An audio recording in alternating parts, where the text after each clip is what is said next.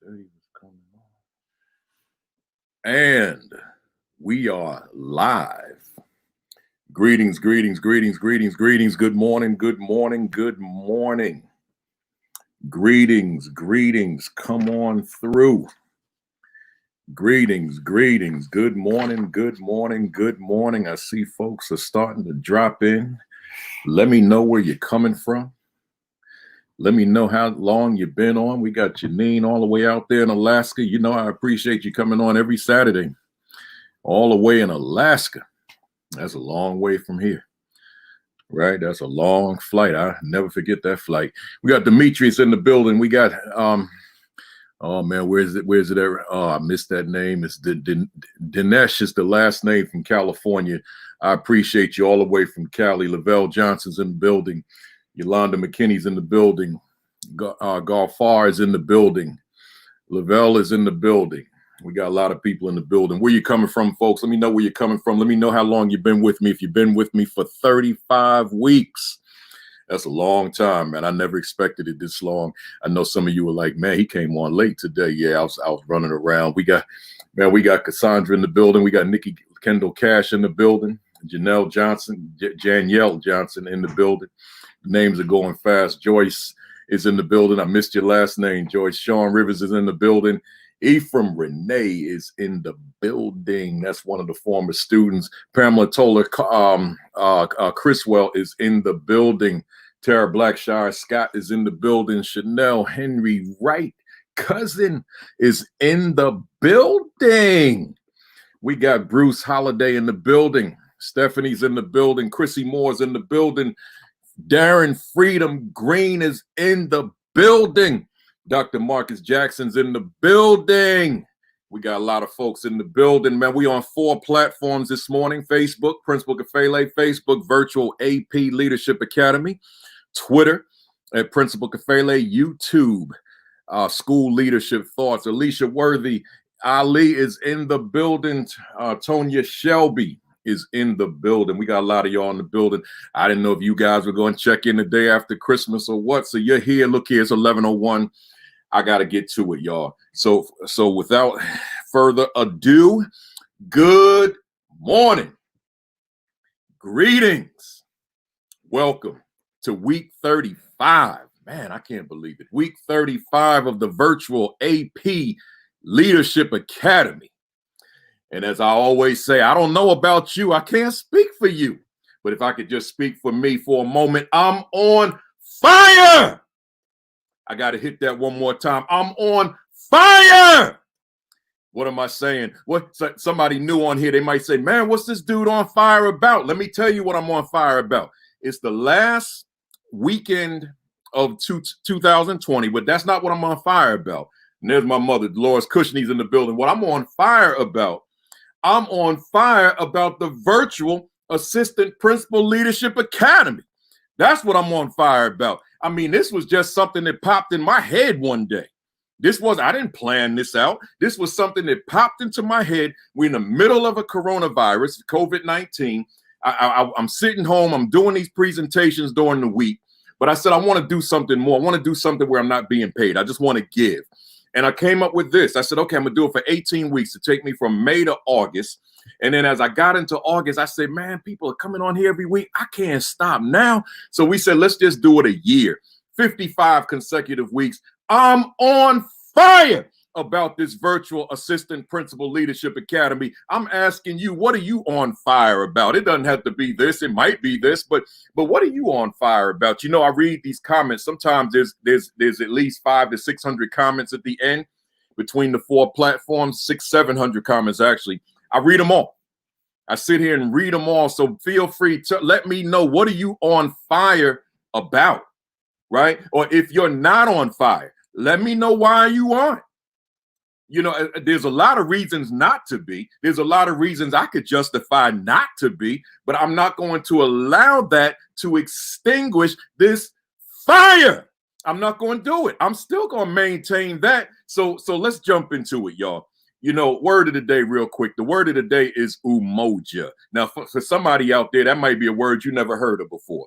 The word of the day is umoja. That language is Kiswahili. It's an East African language. The English would be unity. Today is the first day of Kwanzaa. And although the virtual AP Leadership Academy is we talk about assistant principal leadership, I said, I can't do this and not mention the time that we're in right now. I got to. And I'm relevant for everybody on here. So I'm not going to spend a lot of time on Kwanzaa because I got so much I got to spend on the resume, right? I'm calling it, let's slay those bad resumes, right? There's so much I want to talk about. I probably overplan, but just hang in there with me. But let me talk Kwanzaa first. I was introduced to Kwanzaa in 1984, which coincided with my political, cultural, historical awakening. So it kind of happened simultaneously. And as I learned Kwanzaa and became a celebrant of Kwanzaa in 1984 up until today, I learned very quickly that Kwanzaa was created literally to introduce 7 principles. I want you to hear that again. It's created by Dr. Maulana Karenga out of Los Angeles, California. And he created it as a vehicle to introduce the 7 principles of Kwanzaa, known as the Nguzo Saba. That's the Kiswahili. So I took that and ran with it. Hear me, y'all, because I'm talking about assistant principal leadership. I'm talking principal leadership. I'm talking superintendent leadership. I'm talking commissioner of education leadership. I'm talking secretary of education leadership. Once I understood that, I took it and I ran with it. I wish some folks from my old schools were on here right now, particularly my schools in East Orange, New Jersey. I made the Nguzo Saba the bedrock of everything that we did. I made it the foundation of everything we did. So one of the things, and I'm gonna be quick with this because I got to get to these resumes. One of the things that we did every year during the morning announcements, you got the morning announcements inclusive of the flag salute, inclusive of the mission and vision, inclusive of, in my case, the school song. So we did a lot, but also the recitation of the Nguzo Saba in Kiswahili and English. So everybody's standing. I would have the microphone, or a student. Student typically did this, and we would do the Kiswahili. So I'm going to do it for you right quick, and then we'll make that transition. Student would say, repeat after me, Umoja. The entire school says Umoja. And then the student says unity. The entire school says unity. So I'm going to keep going now. Kujichagulia, self-determination. Ujima, collective work and responsibility. Ujamaa, cooperative economics. Nia, purpose. Kaumba, creativity. Imani, faith. Nguzo Saba, 7 principles. So just like that, we would do that literally every day of the school year, each year, because I wanted those youngsters to take those principles of unity, self-determination, collective work and responsibility, cooperative economics, right? Purpose, creativity, and faith. I wanted them to live that. I wanted them to walk that. I wanted them to sleep that. I wanted them to eat that. I wanted them to dream that. I wanted it to become the essence of who they were. We're not talking about the holiday now. And that's what I want you to understand. We're talking about these principles that go beyond the holiday, these principles all year round. So those of you in school leadership, those of you in the classroom, I'm not doing a presentation on a holiday called Kwanzaa. I'm doing a presentation on equity and social justice education in terms of where we are right in real time. I'm saying to you, your students, and particularly your students of color, your Black students, your brown students, you really can't afford to forge ahead in 2021, and the conversation of unity is not a part of the conversation, or the discussion of unity is not a part of the conversation.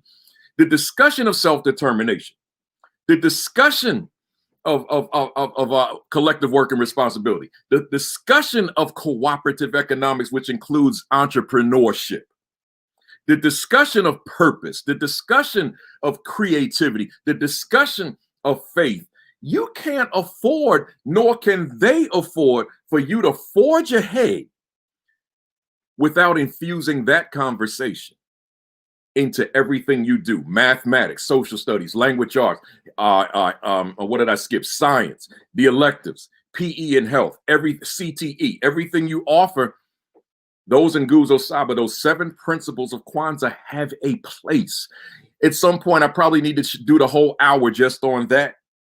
I'm rushing, but do know, you go on my page. Some of you are my Facebook and Twitter friends. Just go on my page, Facebook or Twitter. I'm doing a Kwanzaa keynote tonight, 7 Eastern time. An organization out of Brooklyn, New York, Family Renaissance Incorporated. Look at the Zoom. Just go to my page. You'll see the flyer. There's 2 pictures of me on the flyer. Just copy the Zoom link. It's not a link. You got to copy it, right? Because it's embedded in a JPEG. So just get that link and then join me at 7. When I have 30 minutes to talk about Kwanzaa tonight, right? So 7 o'clock Eastern tonight, Umoja Day. All right. So that's that. Let's jump into it. I'm not doing any book announcements now or anything else. I'm going right into it because I got a lot to talk about today. But I would be remiss if I didn't share with you what I'm wearing, right? Kansas City Monarchs. A whole lot of stars played for this team. You know, Satchel Paige, Jackie Robinson played for this team. Buck O'Neal played for this team. Ernie Banks played for this team. And there's Cool Papa Bell played for this team. There's so many that played for this team. But the one that's usually really associated with this team, Negro Leagues, is Satchel Paige, one of the best pitchers, if not the best, ever played a game, and played it for a long period of time. So that's what I'm wearing today. 100th anniversary of the Negro Leagues. You know, I'm gonna extend this beyond 100 years, but in terms of my attire and just the spirit of it all. But that's what I'm wearing. You can't see the S over here, but it's over there, right? Kansas City Monarchs, right? Which is in the same city that the Negro Leagues launched in 1920. By Rube Foster, the founder, a former player himself, who went on and founded the first league, the Negro National League, and then it just kind of expanded to many leagues. So let's jump into it. Let's talk about these resumes now. I'm here. I had to get that out the way, and now I'm here. Listen, folks. Many of you know, but I'm sure there are many of you who don't know, or many of you who will see the video later, or probably unaware of the interviewing videos that I created 3 years ago in 2017, called Thoughts to Consider for the Assistant Principal Job Interview, volumes 1 and 2. So there are 2 45-minute videos that it's incredible that hundreds, if not thousands of people are in leadership positions because they watch those videos. That's not me patting myself on the back. That's because they've told me. I mean, I've had that volume of people reach out to me to say, thank you, I got the job because I watched the videos.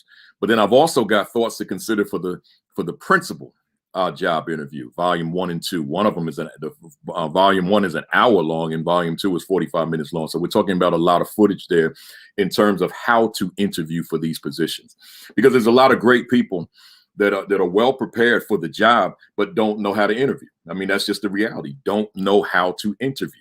So if you don't know how to interview, then chances are good you're not going to land the position.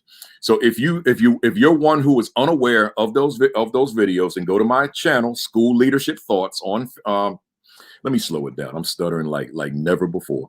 On YouTube, go to my School Leadership Thoughts channel on YouTube. Right, and go to the back of the channel. Okay, go to the end, and it's about 8 videos there. It's not just those 4, but there are others. There's another 4. There's the video for if you didn't get hired, for example. There's a video for what do you do once you get hired. You know, all that's there. So just go to YouTube, go to my channel, School Leadership Thoughts, hit the subscribe button, right, so you can get all the videos that come on, and then watch those videos.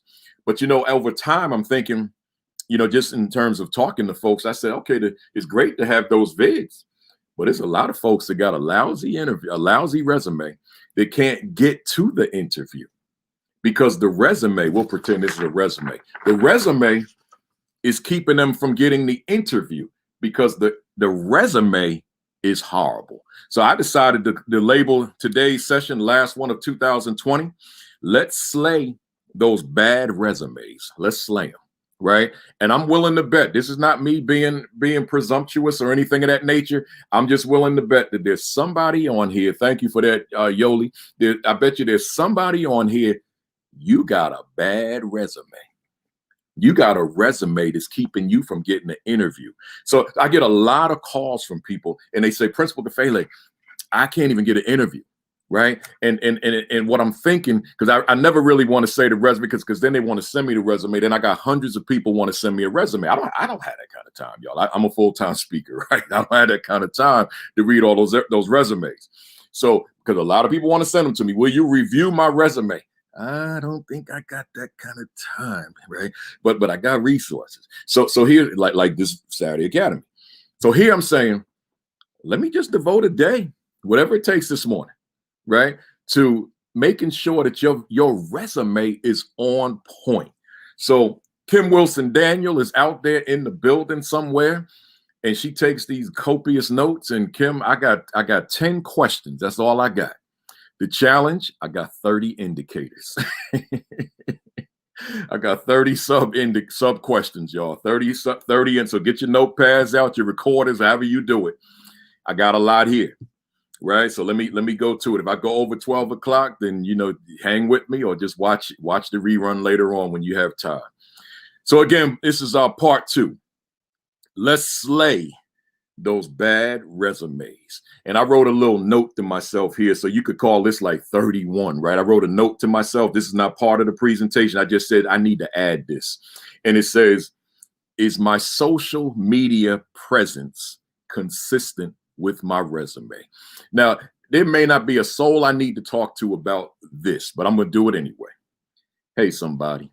Hey, I'm gonna slow it down now, because I need to really be clear on this whole discussion about resumes. Let me slow it down. Listen, somebody out there. I know you love social media. That's how you found me, right? So I know you love social media. I know you like being on there. You like posting things, and sometimes you may push the envelope. You might go a little over the top. You may go beyond the boundary. I get it. I do it sometimes, right? But here's the thing. As you push that envelope, as you go beyond the boundary, right? As you cross that border, I want you to remember something. Folks are looking at that. Now, you might think you got all them privacy settings in place and nobody will see anything. But you know something? Here's what I've discovered over time. You have a profile pic. And sometimes that profile pic tells the story. Right? Now, I mean, if it's just a nice profile pic, like I'm sitting here and that's cool. But sometimes y'all like get creative with the profile pic. And sometimes the profile pic might be the impediment. See? But see, that's you got the privacy settings over on the Facebook side, but that doesn't always translate over to the Twitter side. See, the Twitter side, you want people to see your tweets. So you may not have the same restrictions over there. So now you tweeting, but see, hear me, somebody. I know when things happen in the world, or you wake up with certain things on your mind. Like today, I watched basketball all day yesterday, all day and all night. I didn't have to get up for this until like 9, because these notes have been prepared since like Wednesday. But I had like stuff, you know how it works, stuff in my head. I got up at 6 today. I got up at 6 and I had stuff in my head. So I'm going to tell you, I'm tired. You don't see it, but I'm tired because I got up too early. I went to bed late, got up early. But you know, when you got them ideas, like them $1 million ideas swirling, I don't mean in terms of like really like worth that, I'm not putting a price tag on it, but I'm just saying like big ideas. So you got these big ideas, these $1 million ideas, and you can't sleep because you got to get up and write them or record them. Well, that's where I was this morning. I said, man, I got to write this stuff, because if I just try to memorize it, once I fall back to sleep, it's gone. It's somebody else going to grab it. So I had to get up and clear my head and get these thoughts down.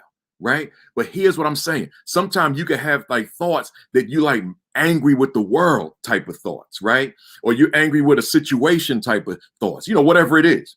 And now you go on. I'm going to tweet this out. I'm going to post this out. OK, fine. And then people liking you. Your status is rising, man. People like, yeah, I like you. You get more followers because they like what you said. But here's my question for you. That thing that you couldn't wait to post, that thing you couldn't wait to tweet, or that thing you were mad that day, or you were agitated about something that day, whatever it is, when you put it down, did you consider your resume? Did you consider where it is you're trying to get to? Did you consider that? Because see, I'm not asking you to sell your soul. Don't get me wrong. I go on there and I say things, and I say to my wife, I say, I'm going to throw the dice on this one, because I want the public to read this, even though everybody that's my friend and follower is not going to necessarily embrace it. Right. So that's real. I know that going in. I know that there are people, because it's happened to me over the whatever number of years I've been on social media, there's somebody, as soon as I get a quasi-political, if not all the way in, somebody will go on my thread and say, you're not who I thought you were. Forget you. I'm unfollowing you immediately. Okay, fine. Some guy did that. I couldn't believe it. Then I stumbled on his page. He said, hey, be careful of people you really admire. They may let you down. Right? All I did was express how I felt.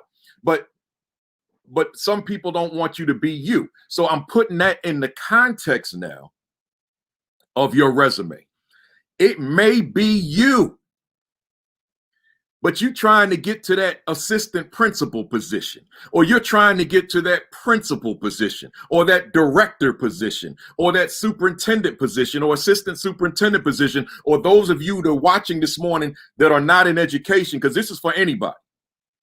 And you trying to get to that next position, but you tweeted something, you posted something, you TikTok something, whatever it is, and now it's being held against you. What I'm saying to you, you gotta have a conversation with your soul on this one, because I'm not asking you or suggesting to you to sell out. I'm not asking you or suggesting to you to compromise your values. That's not what I'm doing. That's not what I'm about.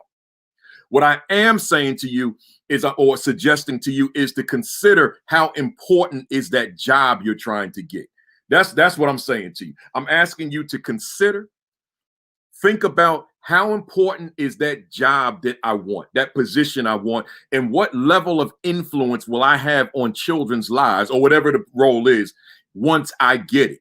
So is that tweet, is that one paragraph tweet, that one sentence tweet, is that so significant that I will propel that above this job that can be a game changer for a whole community, a game changer for an entire school, a game changer just for your own career, that you had to put that tweet out there, that you had to put that post out there? You're willing to sacrifice it all for something that maybe 5 people will read?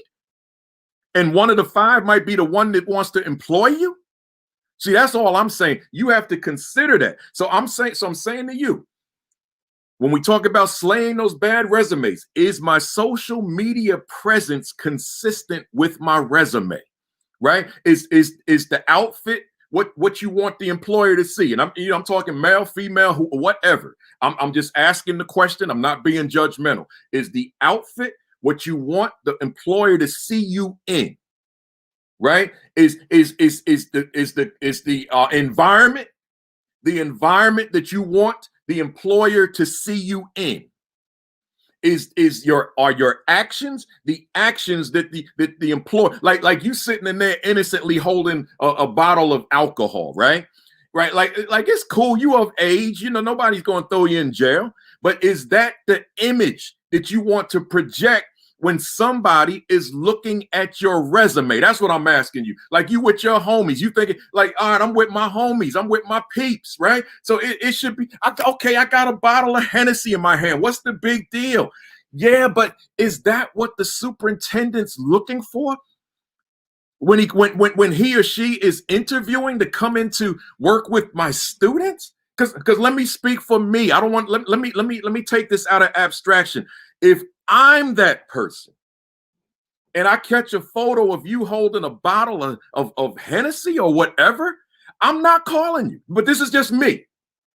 The next person might. I'm not, because I got too many other candidates. Right? Because see, I'm not gonna be mad at you because you got the brandy in your hand. I'm gonna be mad at your judgment. You can drink, that's your thing. Drink. It's your time. I'm not mad at that. I'm going to be mad at your judgment because you knew you were seeking this job. That's why I have your resume. Do you hear me? That's why I have your resume. You knew you were seeking this employment, and then you took a pic holding alcohol? And again, there's nothing wrong with alcohol, right? So I'm not judging. I'm speaking to you through the lens of a person that may be judging you when you come to interview to work in my district. Do you understand that? That's the point that I'm making to you, right? So keep that in mind.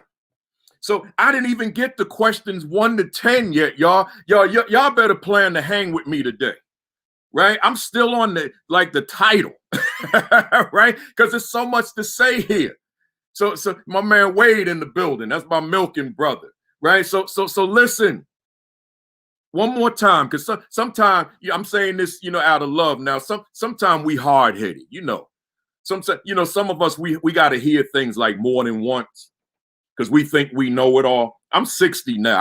I feel like I got credibility to speak my mind, right? When I was 59, I said, not till I'm 60. Some of y'all was in my live audience. You might have heard me say that. I said, not till I'm 60. When I'm 60, I'm coming at people, man. I'm going to let them know what I'm thinking, right? So now I'm 60. I'm like in that elder status, right? So I'm telling you, and see, this is why Rob, when social media, you got ahead of me. But I'm gonna stay with you. The social media can help you. That's what she's saying. So why would you let the social media hurt you when the social media can help you? I talk to all my speaker colleagues all the time. Hey, Kafele, man, how you staying booked through the pandemic?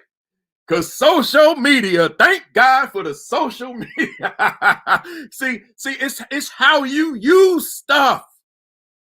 See, some people don't know how to use, like James Brown, use what you got, right? So you got to know how to use what you got to get what you want. That's what James Brown said.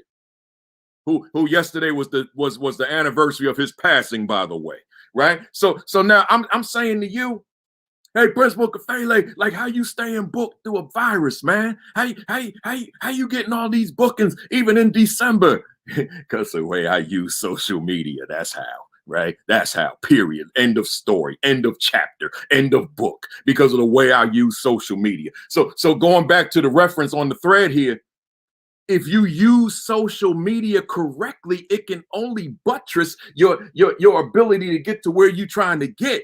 Not impede it, but enhance it. It's all in how you use what's available to you. Enough said, y'all. Let me go. I'm on number 1.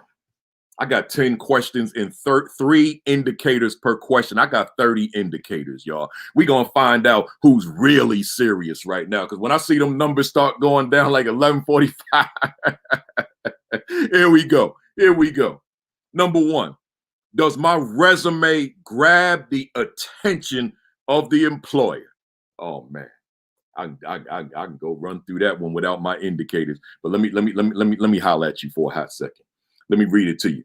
Again, does my resume grab the attention of the employer? I'm gonna let y'all in on a secret. Y'all, those of you that have been riding with me for a while, y'all know I don't come on here like good morning. Now y'all good. Let's get it going. I gotta get your attention, man. I gotta get your attention first thing. Well, that's anything in life. Does your resume grab attention? You know how many people want the same job you want? It's not just you. It's not just you. It's 100 other people want the same job. Maybe 1,000 to be realistic. They're coming from all over the place. You got the internet now. So I can live in California. Oh, they hiring in Newark, New Jersey. Oh, they hiring East Orange, New Jersey. I mean, it's out there. But what is it about your resume that's grabbing attention? I got 3 indicators. Number 1, I pose each indicator as a question in the second person. After receiving tons of resumes, what is it about your resume that would grab my attention? So let's say I'm the one that's doing the hiring, right? I'm asking, what is it about your resume that's going to grab my attention? Because if I need just, I'm trying to fill one position and I got 200 resumes on my desk. I shouldn't even be admitting this publicly, but I'm going to do it anyway since I'm not in there anymore. I can't give maximum attention to 200 resumes. It's an impossibility, y'all. I can't. I'm going to go for that one that grabs at me, right? That one that says, yeah, right. You need to read this one, right? So see, I'm asking 200 resumes. I can't give them the same, like let's, the difference between equal and equity. I can't give them equal attention because I got to fill this position. I'm going to try my best. But that one that stands out, that grabs my attention, that's the one I'm going to see somebody. Hey, hit that share button. Hit that retweet button, man. I'm just getting warm, man. Right? You notice I don't have long sleeves on today because I knew I was going to get hot on this one. So to support that first indicator, letter B, what is it about your resume that at first glance the interviewer says, wow? Y'all ain't hear me. Let me take a swig of this water while you process that one. Again, letter B. What is it about your resume? You, and you. What is it about your resume that just at first glance, that interviewer, that employer says, wow. See, when I put this together, this agenda, I decided I'm not going to ask you these questions and then give you that answer because all of you are different. All of you have different personalities, different experiential backgrounds, and what would be a wow factor, if you will, for one may not be for the other. You got to look at you. And what is it about you as you craft your resume that you can word it in a way, that you can construct it in a way, that you can organize it in a way that when that interviewer sees it and says, this has got my attention in a big way, like, wow. See, you got to look at that, right? And then letter C, what is it about your resume that an interviewer would genuinely want to read it, right? So what's it about your resume that the interviewer says, okay, I think I can get past the first line on this. I want more. I want more. It's like those of you that have been on, this is me being transparent. Those of you who have been on this for ever since the beginning on May 2nd, 2020, and you still here on December 26th, that's because you say, I want more. I want more. I want more. See, it works the same way. Because if I wasn't relevant to your world, then you'd be doing something else right now. But because I maintained a relevance to your world, your professional world, you kept tuning in. So I'm saying to you, I'm saying the same thing. I'm saying in letter C, what is it about your resume that an interviewer would genuinely want to read it? Because see, remember now, because a lot of you are aspiring, so you don't know this role yet. You don't know it yet. So now you don't understand that with everything that's on a principal's plate, and then a stack of 200, 300 resumes on top of that with cover letters, that's a lot of work when I'm just trying to fill one job. So I need to find that resume that's going to stand out, that's going to distinguish itself. That might be my person right there. Doesn't mean I'm not going to look through them all, but I'm saying that you need the one that's going to be like, bam, in your face. Oh, yes, that looks like that is potentially my candidate. Question number 2. I'm going to try to keep this, keep it moving so I can not go too far over. Does my resume pique the curiosity of the employer? Now I'm going past attention now. I'm saying, does it pique curiosity?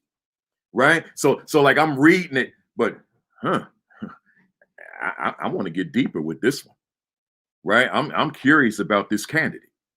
Well, I'm asking you before I go to the indicators. Hey, somebody watching this morning. Hey, somebody that tuned in this morning. Hey, someone who will watch the YouTube video later in the week. What is it about your resume? I want you to think about your resume.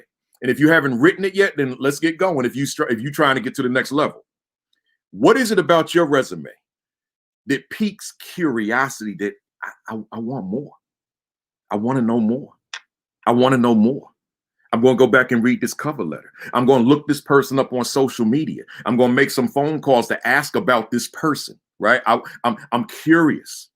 This seems like somebody that I may want on my team. What is it about your resume that someone would go to social media, that someone would go to LinkedIn, that someone would pick up a phone and call your references, that someone would do whatever research they can do to find out more about you? And what is it about your resume that has piqued curiosity about you? That's what the question's asking. So now let's go to indicator letter A. What is about your resume that an interviewer would want to know more about you and your qualifications? I pretty much said that in going on with that first subtitle question. So let's go to letter B. What is it about your resume that an interviewer would feel initially that you might be a good fit? Right. So just looking at your resume and I'm like, man, I think this person just might be somebody that I can use in on my team. But then C, watch C, is the appearance of your resume or the entire package pretty much like everyone else's? Man. Let's look at that one again. Is the appearance of your resume or the entire package pretty much like everyone else's? You know, I'm trying to use concrete examples with you guys as best I can, and I'm gonna go back to myself here. There's people, because I've seen it, that don't know my name when people are having like discussion about this academy, and I read it on Twitter. They say the guy that wears the baseball jerseys, right? Then him, yeah, right. So it's like, see, ain't nobody else doing this. And this is, again, it's not bragging and boasting. It's to make a point. This is in large part, in addition to the information, what is distinguishing me from everybody else, right? So I want to be distinguishable. So this is in large part what it is, but I'm also using the jerseys to teach at the same time. Right. So here is the appearance of your resume. What is just an 8.5 by 11? You got a time Roman font, a Helvetica font, an Arial font. It's got the job, your previous job, your education, and it just looks like everybody else's. Or is it something about it, the appearance of it, including the cover letter, the entire package, that it just looks so different from everybody else? Because see that, they say that squeaky wheel gets the oil, right? That squeaky hinge gets the oil. Is your resume like a squeaky wheel?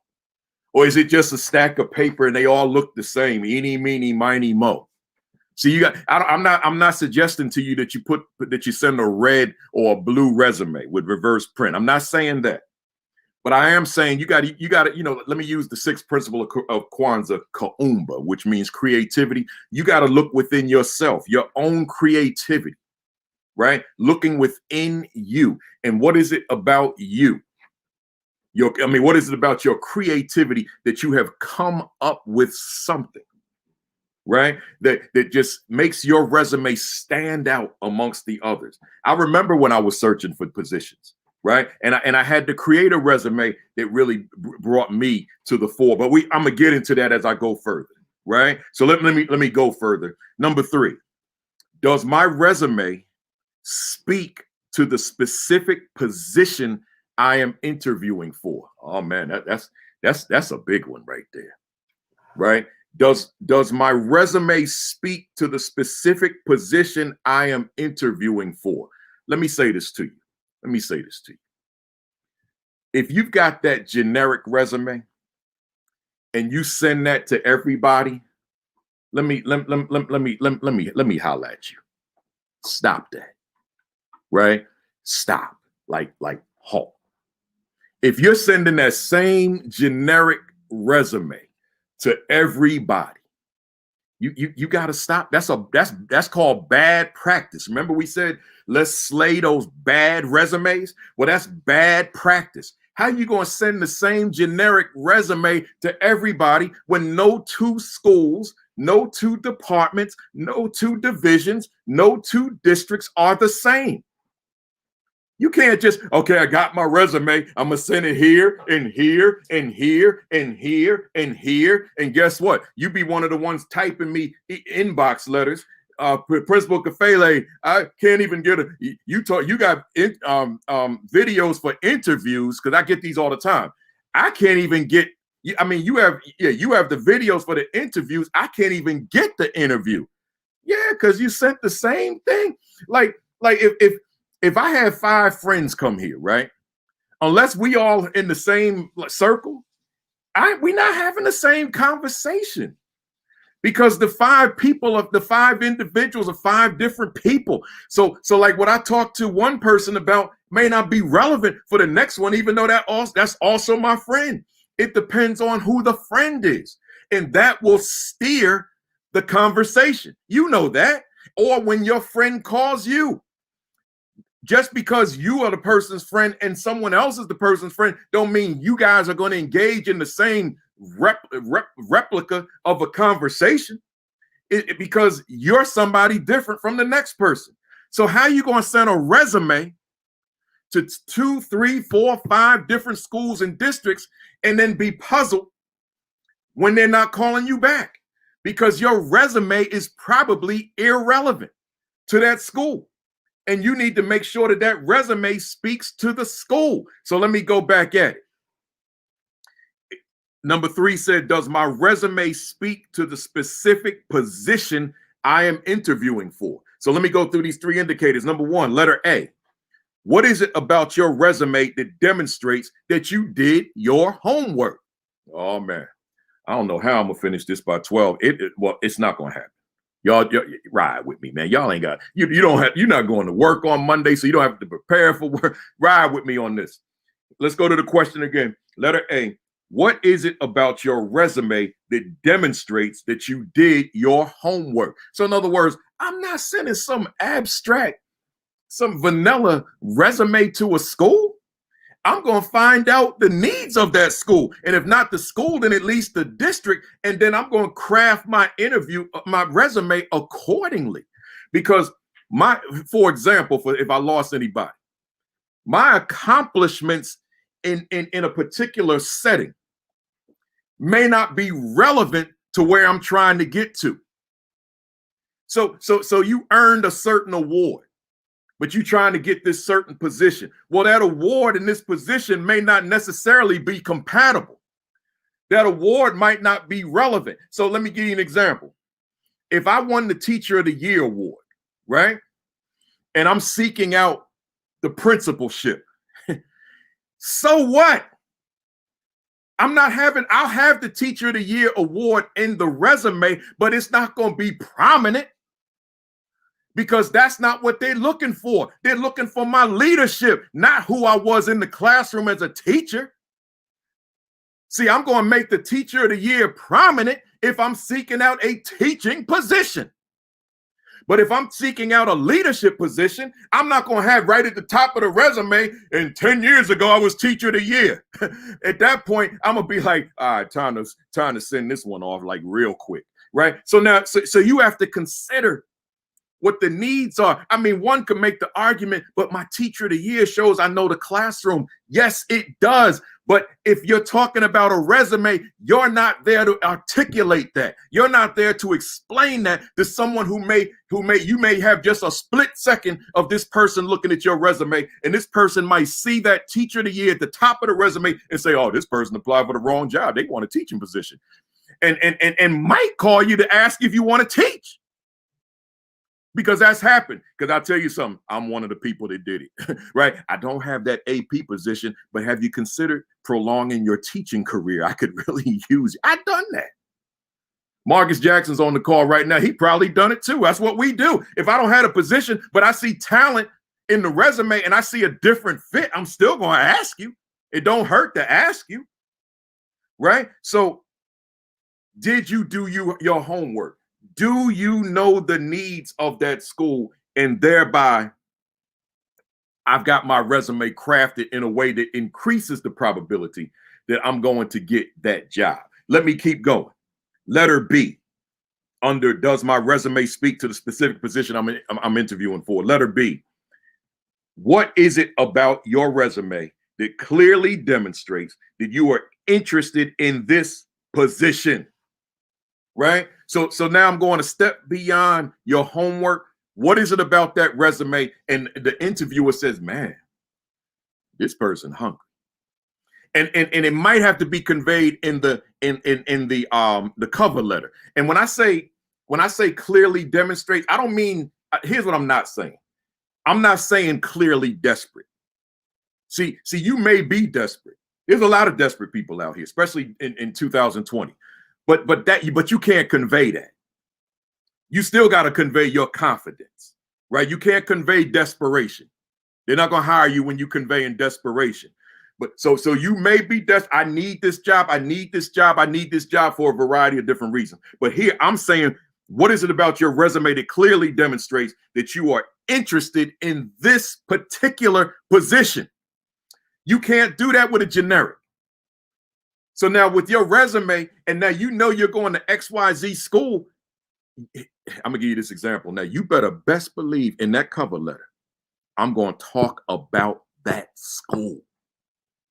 I'm going to talk about how my skill set is what that school has been waiting for. I'm going to do that, right? And then I'll reinforce it in terms of how I craft the resume. But they're going to see this guy, this young woman has done his or her homework. They know our school. He or she knows our school. It's clear. It's evident in the cover letter. It's clear. It's evident in the resume, not some generic. So here you are, you doing work, you copying, my copy is over here. So you copying resumes, you got your envelopes out, you got your addresses. Now the same resume goes in 20 different envelopes. Man, I hope this works. It's a lot, or that's old school. We email now. So you send the same, but some people want the hard copy. As a matter of fact, a lot of districts still want the hard copy. So, but let's say it's a district where you could send the email. So now you sending these 20 different resumes to 20 different school districts, and they all look the same. I'm gonna tell you, 20 people are probably gonna say no to you, right? And someone probably saying, "Ouch, dang, Kafele talking to me," because that's what happened to me, right? So be mindful of that, right? So let's keep going. Letter C. What is it about your resume that demonstrates that you are clearly qualified for the position that is open? So the first time we say demonstrates you did your homework. The second one I said demonstrates that you're interested in a particular position. And now I'm saying that demonstrates you are clearly qualified for the position. Now let's say that clearly in your mind, you know you're not qualified. I'm gonna talk about that in a little while. That's why I said y'all need to hang with me past 12, because I got that too. Right. But let's go with what I wrote though. Does your resume, does it sell you? Does it show that you are clearly qualified for this work? What is it there? Because see, a vague interview, a vague resume, and a vague cover letter are not going to clearly demonstrate that you are qualified. I'm going to let them know I'm your guy. I got what you need. I'm going to move the needle. I'm going to raise the test scores. I'm going to do whatever it is that district needs. That resume is going to speak to that. I'm not going in there and they got a guess on my resume. So they'll see the resume and say, okay, on paper, he's qualified. Let me call him in. Hey, young man, Mr. Kafele, would you come by and talk to us? They know my story. I'm gonna give them more than what's in the resume because I'm going to go above and beyond the resume. But this told my story, because this is what's going to get you in the door for the interview, not your interviewing skills. This is your admission ticket. This is your ticket. So if your ticket is like watch this. You got the ticket, right? You paid $150 for section 1 ticket, right? So now you slept, you forgot to go, you didn't check the date. So you thought the game was on December the 26th, and the game was on December 25th. So you go to the game on December 26th, and now you get to the ticket man, ticket woman, whoever's there, and you give them your ticket. or you put it through the machine, however they got it, and you don't get in. But I paid $150 for this. It's section 1. I'm excited. I paid for it.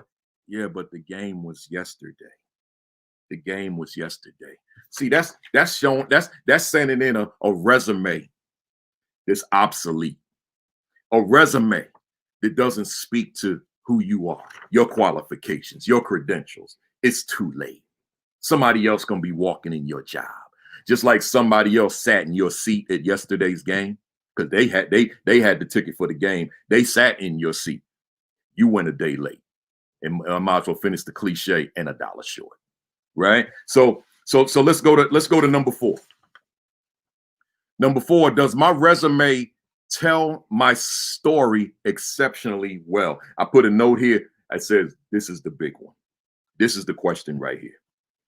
Does my resume tell my story exceptionally well? Man, let's talk about this one, man. Let's talk about it. I'm gonna slow down on this one. Somebody says it's getting close to 12. Why don't you speed up? Now I'm gonna slow down on this one. Listen. Remember when we talked, those of you that have been with me the whole time, remember when we talked about data? We spent like a whole day just talking about data. And I said, your data is your story. See, your data is your story. Well, guess what? So in other words, when you look at all that data, it's like a book. It's like reading a book. All your data, your achievement data, your breakdown of the achievement data as far as skills, as far as skill development, your attendance data, your discipline data, your whatever data, that's all that compiled is your school story. Well, guess what? This here, your resume, this is your story. That's your story. And you have no other way to articulate your story outside of how you use your social media. Outside of your social media in this resume, that employer, unless it's somebody in-house and they knew you already or someone referred you, they don't know you from a can of paint. They don't know you. When they look at this, couple numbers 1 through 3 and now 4, here's your story. So the question says, does my resume tell my story exceptionally well? In other words, let me reword it. Is this a good story? Is this a good read? Is this because I got a lot of books in here that I've only read one page. Right? I got a lot of books in here that I read the whole book, but I got another good volume of books in here that I only read the first page. You know why? Because it didn't move me. And I felt like I didn't want to read it. I skimmed through it just to know what's in it, but I didn't read it because it didn't move me. This is your story, your resume. And I'm asking you, does your resume tell your story exceptionally well?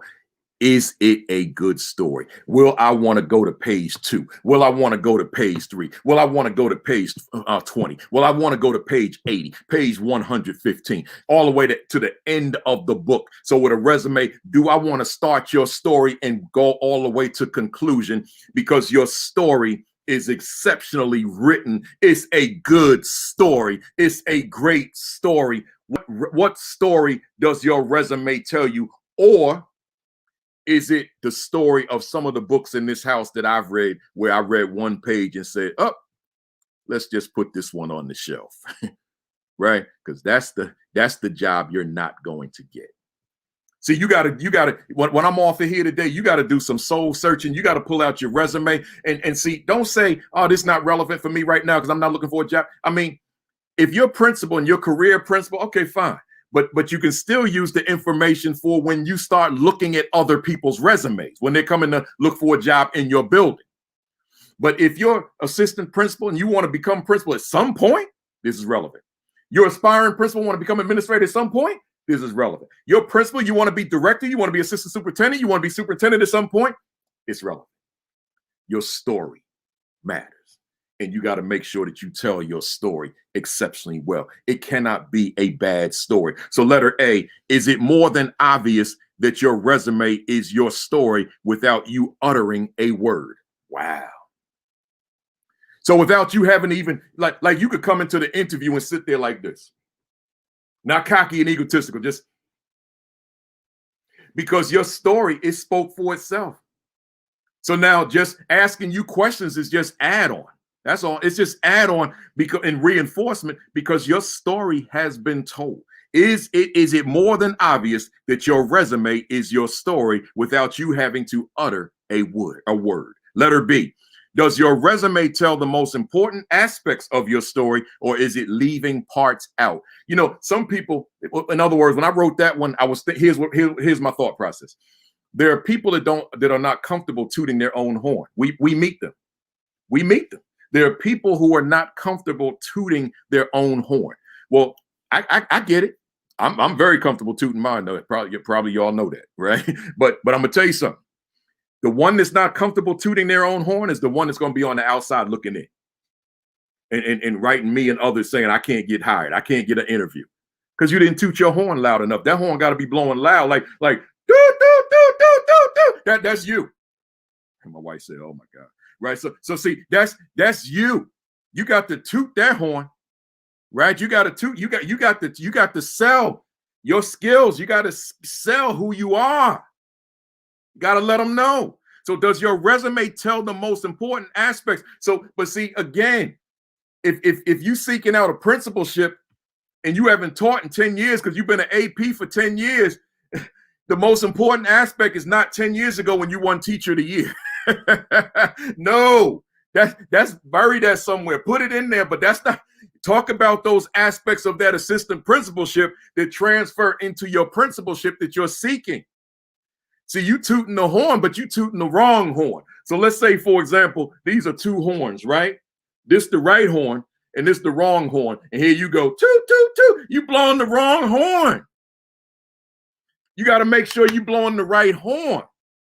That matters, right? So letter C. Is your resume able to explain? Watch this. This is a big one, y'all. Is your resume able to explain the flaws and mistakes in your story without them preventing you from being hired? Oh man, y'all missed that one. Let me say it again. Is your resume able to explain the flaws and mistakes in your story without them preventing you from being hired? In other words, turning your flaws and mistakes into wins. Man, see, some of y'all, you think because you got that gap in employment, for example, so you went 2-3 years and you didn't work. Some of y'all like worried, oh, man, that's gonna hold me back. Not if you come up with the creativity to talk about why that gap existed, right? Or you made some error at school and on your job and you don't have it in your resume, but when they call for that reference, it comes out and you're paranoid about that. Well, then get ahead of it and turn it into a win in terms of it happened. But here's how here's how I learned from it. And you may not have to spell it out exactly how it was. You want to spell it out in a way that you can say, I'm being forthright, but here's how I grew as a result of it. You don't have to hide it. See, you can take mistakes you made because we all make mistakes. You can take flaws in your past because we all have them, but you can turn them into a win. See, it's just a matter of your kaumba, your creativity, right? How you express, how you articulate your background, as opposed to trying to hide it and hope that it never comes out. No, it's coming out, but it's just a matter of how you go about it, right? And those of you writing me those long notes, I'm gonna read them, y'all. I just can't read them right now, but I will get to them, right? Let's go on. Number 5, we getting there. Does my resume highlight my skill set? So sort of, building on the one I just read, I'm saying here, you have certain skills. Are they clearly expressed and evident in your resume? So I'm going beyond the tooting of the horn. And I'm saying here, you have a skill set. You have it. Whether you realize it or not, you have skills. You wouldn't be where you are if you didn't have skills. So I'm asking you, this is beyond tooting your horn. I'm asking you, have you highlighted them? Have you accentuated them? Have you illuminated them? Have you sold your story in a way that somebody's going to want more from you in terms of continue the interviewing process beyond the interview, right? So again, you have certain skills. Are they clearly expressed and evident in your resume? Right? So, if I could go a step further, this is the interview, but I just want to kind of highlight the point. My second principalship, and I have this in a video on the video series I told you about earlier on School Leadership Thoughts for interviewing.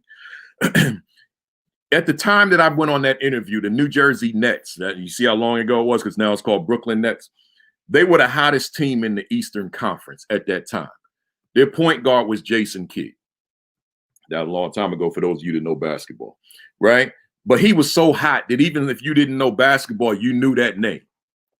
So when I walked in the interview, there was a big conference room, and there were about 15 people that were going to throw questions at me. So I walked in, and I said, okay, I'm getting ready to grab their attention in a big way. I walked in that room. They told me where to sit. As I pulled the chair out, I said, and I'm going to quote myself, "I'm the Jason Kidd that you've been looking for. You need not look any further." And I sat down. Man, that room was quiet. They asked me like 2 or 3 questions. And then they say, "That's all. We don't need anything else." I say about 10 minutes after I got back in my car, the superintendent called me. He said, you want the job? I said, "Yes, sir." He said, "Okay, we're going to hire you." That's it. See, in other words, I told him, Jason Kidd was big time. I told him, well, I'm big time too. I just didn't use that word, that language. I just said, "I'm the Jason Kidd you've been looking for." Now, everybody can't pull it off that way. That's my personality. That's my skill set. You got to figure out your personality. And then you got to go in there and be able to tell them, I'm who you need. You got to be able to convince them, but in this case, through the resume. Let me not get so far ahead of myself. Through the resume. You don't need to read all these resumes. I'm that person. That's how your resume has to speak. Of course, you're not going to word it that way, but it sells you to the extent that when they are reading it, oh, yes. Yes. Yeah, Billy, that was swag. That's all it was, man.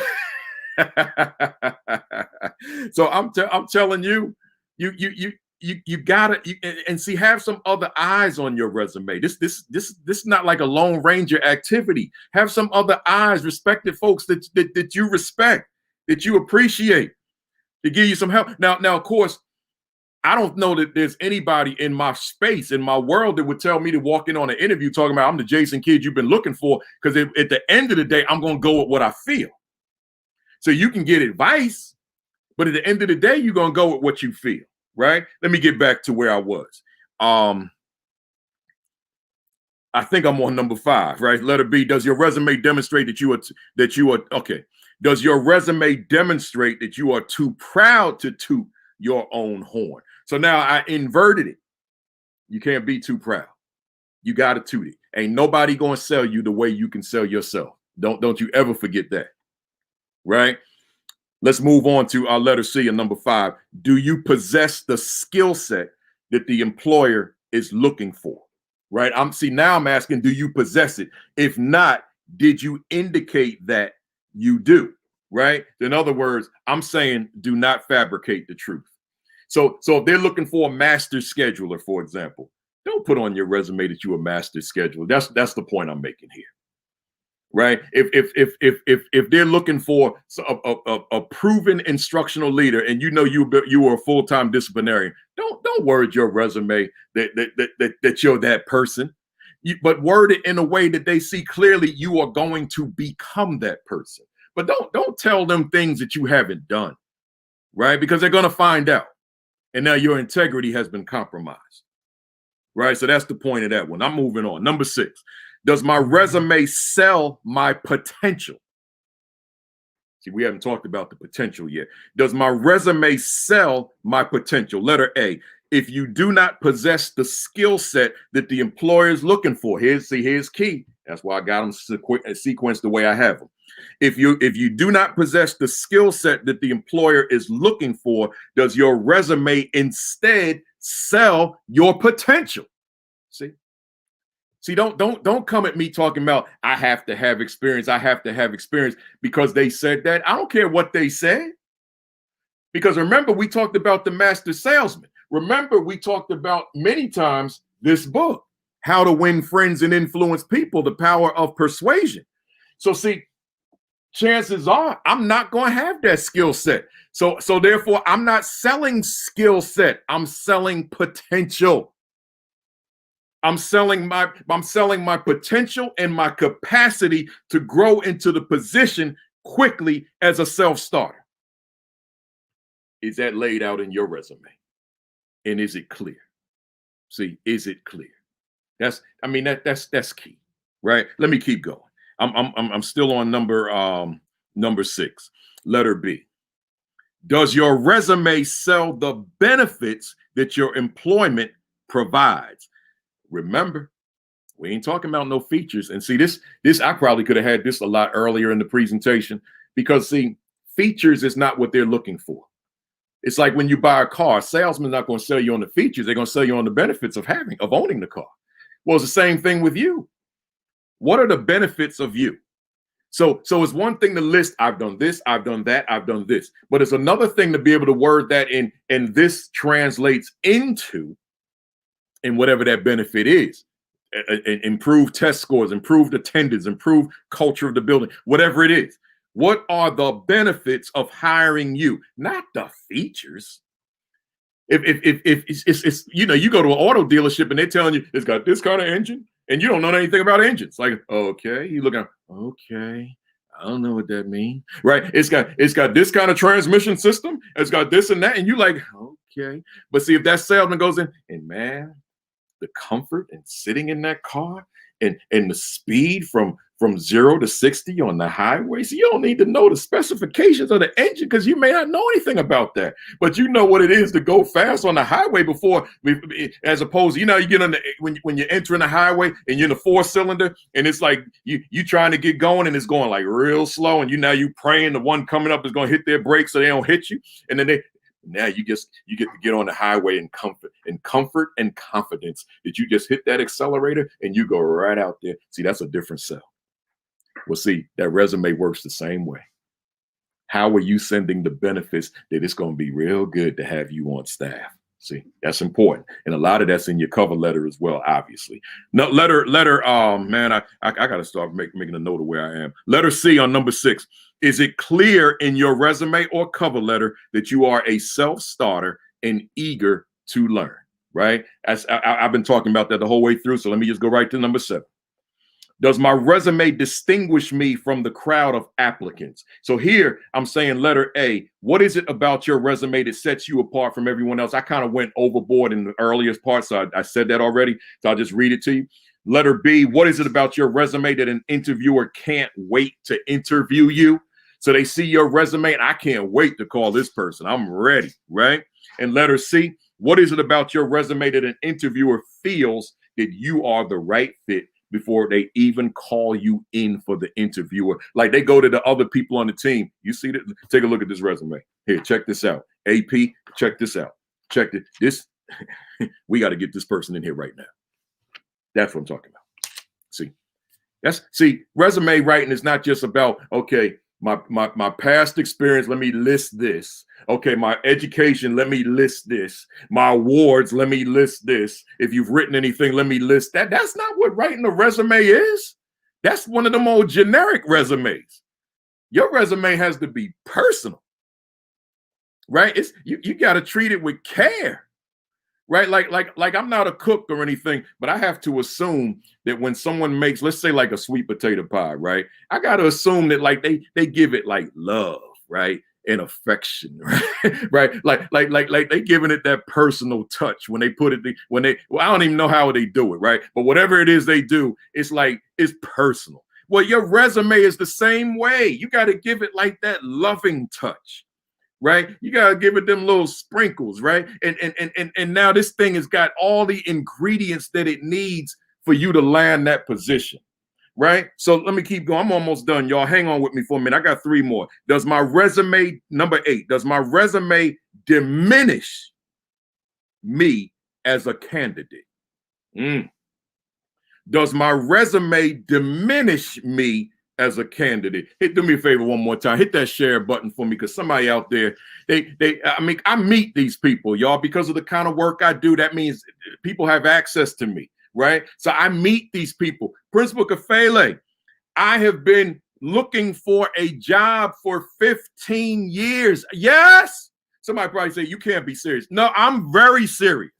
Principal Kafele, I've had my master's in administration for 15 years. I've been working diligently to get an interview. I can't even get an interview.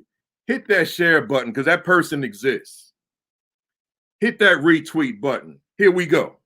So with that, letter A, is your resume a liability to landing a position, including lack of organization and bad sequencing, right? Your resume, those people that reach out to me, it could be the resume. Here you are. So you've been you've been looking for a job for 15 years. Let's say 10 years and use a round number. So you've been looking for 10 years. You taught for 15 years. And now at the top of your resume, it says the university you went to and the the GPA. So I mean, so now, and I didn't do the math. So you've been out of the last time you were at undergrad school was 25 years ago. I'm just making up a number. And at the top of the resume is your grade point average at the university of such and such. Who cares? No one cares about that. We don't care about your GPA 25 years later. In fact, if your GPA was a 1.5, we don't care about that either. What we care about at this point is what you've been doing since then, particularly lately.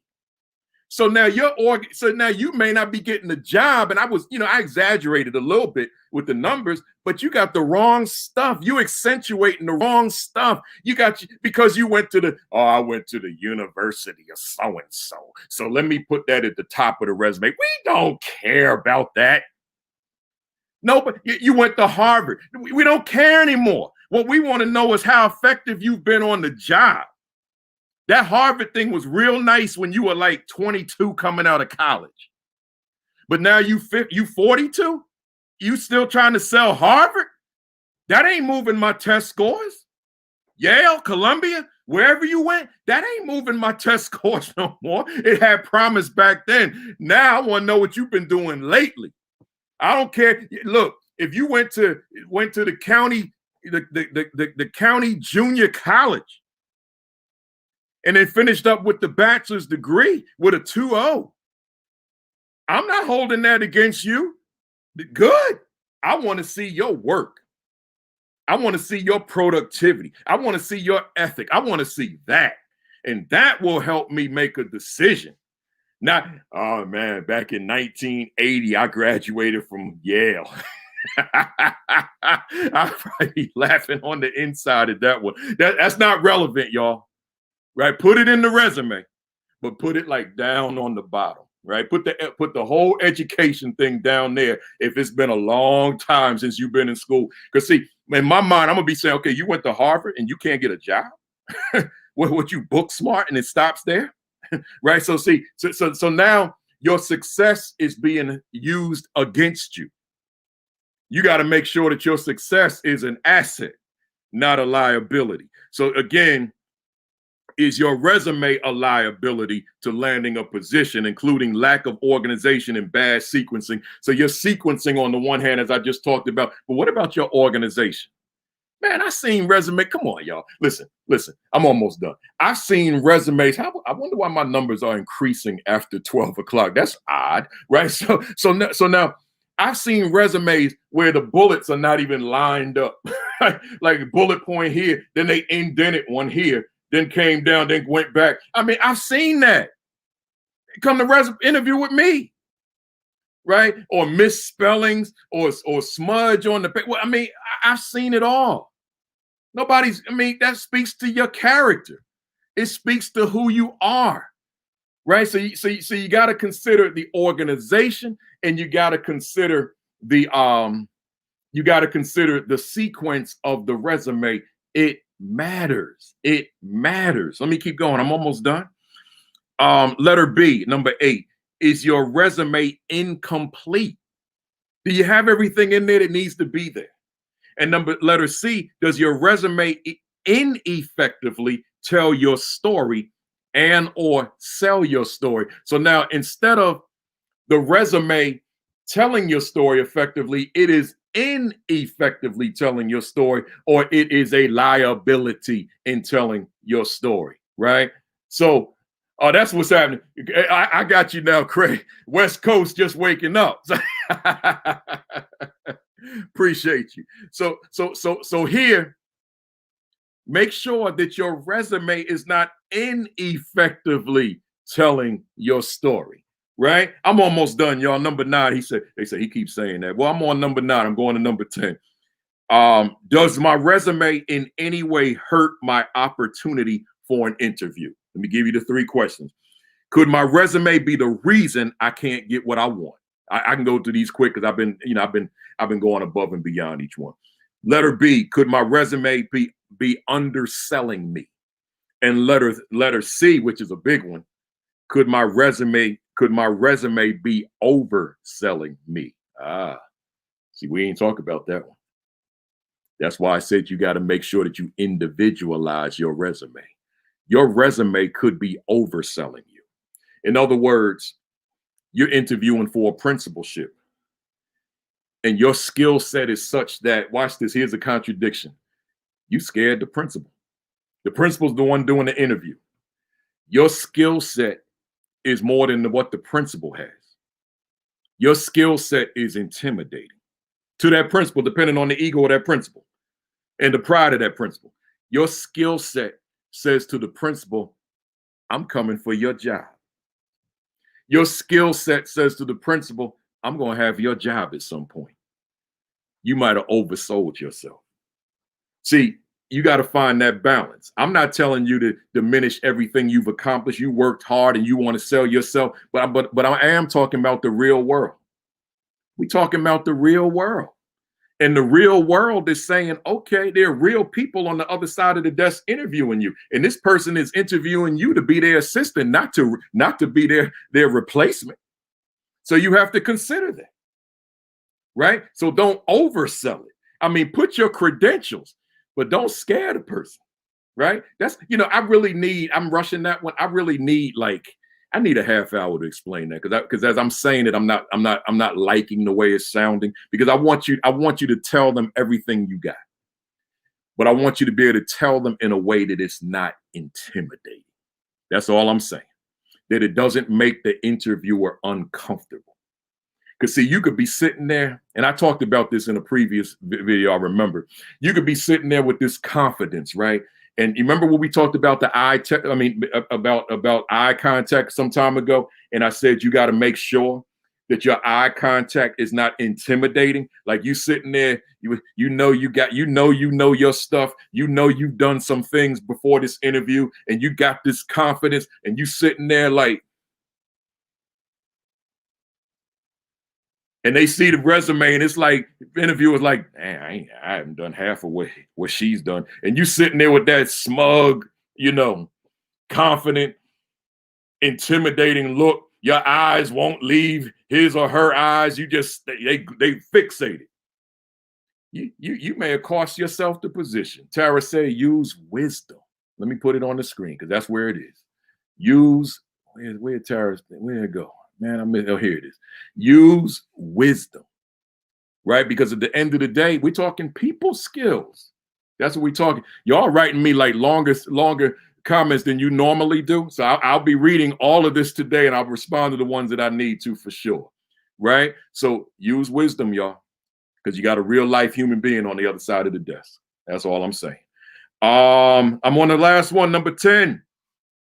Does my resume have the potential for inspiring an interviewer to call me? So here's my indicators.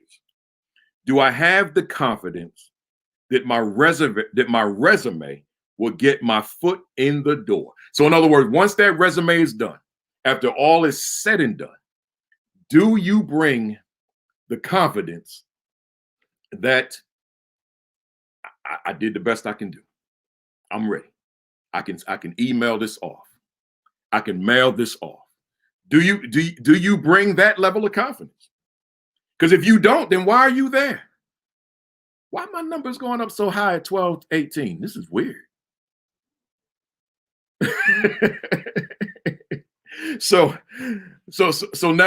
Somebody must have tweeted out, yo, he telling you how to get a job. You really need to get your butt up out of bed and tune in, right? So again, you got to have that confidence within yourself that I got this. I did everything I could do. Now let's go. Letter B, have I given the development of my resume maximum effort? Like, did you just kind of put it together, or did you spend time? Look, I do like Demetrius just wrote, it's free, right? Listen.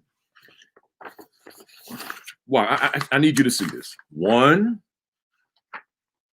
that's the last, that's my wrap up. But two, I don't do this for money. I spend time putting this together, right? I'm giving it everything I got every Saturday. What I wrote and my delivery, I'm giving it everything I got every Saturday. Well, I'm asking you, but I'm not getting paid for this. You will potentially get paid and have influence. So are you giving your resume everything you've got? Are you spending maximum time and quality time? Like today, maybe you plan on watching something on television. Maybe you'll change your plans and I won't watch what I was going to watch. I'm spending my time on my resume because my resume is keeping me unemployed. My resume is keeping me from getting the job I want, right? So you got to do that, right? So make sure. And in Egypt, what you put Ujamaa on there for today is Umoja. If I had seen that, I wouldn't have put it there, but we all good. We family. Ujamaa is day 4, right? So where we at here? Where we at here? Okay, so CS Emmanuel, you can't CST. Now you know I'm on the East Coast. Let me finish up, y'all. Listen, letter C. Have I asked trusted friends, colleagues, or family to review my resume? Yeah. See, it's not just you. You need some other eyes to get on, people you can trust, right? Some people you can trust, get them on here and to have them take a look at your resume and let's see what's what. Now, let me close it out. We talked about a lot of things. I gave you 30 things to think about, including the 10 questions, so 40 things to think about toward getting that job. But I also told you, go to my, for those of you who are unaware, you should be aware by now, but those who are not, go to my YouTube channel called School Leadership Thoughts. I have more than one channel. Go to that channel, hit the subscribe button, go to the rear of the channel and look at the videos on interviewing thoughts. It's called Thoughts to Consider for the Assistant Principal Job Interview, Part 1 and 2, and Thoughts to Consider for the Principal Job Interview, Parts 1 and 2. Check those out, coupled with today's message, and this is on YouTube as well. It'll be up on, it'll be in the playlist in about 15 minutes, and then it'll be on the channel itself by 12:30 this morning. Right, that's how it works. So it takes 12 hours. So check that out, and then you should be able to get in there and land that position. That's how confident I am about the information. So let me give you this parting question. What will I do to make my resume an asset to my leadership journey? Once again, what will I do to make my resume an asset to my leadership journey? Next week is back to school week. I got a back to school message. I'm just going to leave it there. I got a back to school message, back to work, New Year's message. That's what it's going to be. You don't want to miss that, right? We bring in like extra fire next week, right? So back to school 2021 message, New Year's message, new school, new second half of the year message. Tell a friend, tell a colleague. You don't want to miss that. I'm gonna be working up a sweat on that one, right? And then I would be remiss if I didn't say the Assistant Principal 50 and the Aspiring Principal 50. Get your hands on them. I appreciate all of you for making this book a bestseller in 5 months. This book has moved a little slower, but it's getting there. It's been moving. It's getting there. But they're both in the Amazon Top 100. So I thank all of you for making that happen. Make sure that you visit principalkafele.com for other resources, podcasts, videos, writings, etc. And don't forget to join me tonight. I'm doing a Kwanzaa Keynote, a group organization out of Brooklyn called Family Renaissance Incorporated. 7 o'clock is when it starts. I don't know when I speak, probably close to 7 maybe, but it's a full Kwanzaa program. Some of you don't know Kwanzaa. Some of you do. Maybe some of you need to learn it more, because those 7 principles are relevant to your Black students in particular, right? So it's just another part of your repertoire. Right. So join me. Just go to my Facebook page or my Twitter page. The flyer is right there. You see 2 pictures of me on the bottom. Take down that Zoom information and join us at 7 o'clock for the first day of Kwanzaa, Umoja, meaning unity. With that being said, make sure that you take precautions relative to COVID-19. We're in the thick of it right now, y'all. It's messy out here. So make sure that you're wearing your mask. You're staying more than 6 feet apart. You're keeping your hands washed, and when family comes in, you're putting yourself at risk. So you're going to have to make some decisions on that as well, right? So just make sure you're taking precautions, eat right, and make sure you get that exercise in, particularly the cardio work. Appreciate you guys being with me for a whole hour and a half. So with that being said, have a great week. I should say have a great day. Have a great week. Have your best, I said that all wrong. Have your best day yet, right? It's the end of the year, so I'm entitled to making a mistake. Have your best day yet. Peace. Peace. Thumbs up, and then we cock that fist back and count to 3. 1, 2, 3. Bam! I see you guys tonight, and then I'll see you on the other side.